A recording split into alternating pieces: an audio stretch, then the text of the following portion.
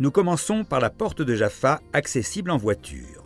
Nous pouvons aussi passer par l'entrée piétonne, à travers la porte construite par Soliman le Magnifique au XVIe siècle. Nous continuons par la Tour de David.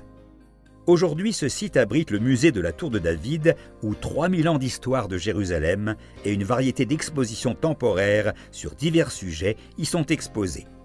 Nous commençons par l'exposition de l'ère du Deuxième Temple, où l'on peut voir un modèle du temple construit par le roi Hérode et détruit par les Romains. Au cours de la période byzantine, Jérusalem est devenue chrétienne et l'église du Saint-Sépulcre a été construite. Le dôme du rocher, un monument musulman, se dresse depuis le 7e siècle. Les croisés ont construit Jérusalem en 1099 et ont été vaincus près d'un siècle plus tard par Saladin. Il rétablit la domination musulmane qui dura jusqu'au XXe siècle. L'architecture mamelouk exposée ici peut être reconnue dans de nombreuses allées de la vieille ville. Le monastère arménien est notre prochain arrêt. Ici, nous visiterons l'église Saint-Jacques. Il n'y a pas de lumière électrique à l'intérieur de l'église, seules des lampes à huile.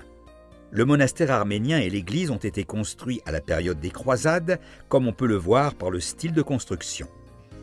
Les carreaux bleus de céramique et les œuvres d'art religieux sont visibles tout autour de l'église. Nous continuons par la porte de Sion, l'une des 7 portes actives de la vieille ville de Jérusalem. Les portes et le mur ont été construits par les Turcs ottomans au XVIe siècle afin de fortifier Jérusalem. Au-dessus des arches se trouvent des petits balcons, connus en arabe comme machikouli. L'ouverture vers le bas était utilisée par les défenseurs pour déverser de l'huile bouillante sur les attaquants.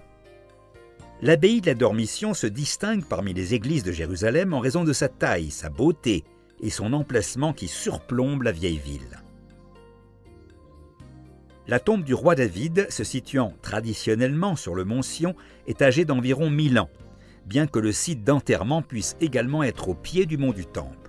Les carreaux colorés sur le mur sont une marque du passé musulman. Merci d'avoir visité Jérusalem avec nous. Nous espérons que vous continuerez à profiter de votre visite, de la beauté de la ville et de ses sites.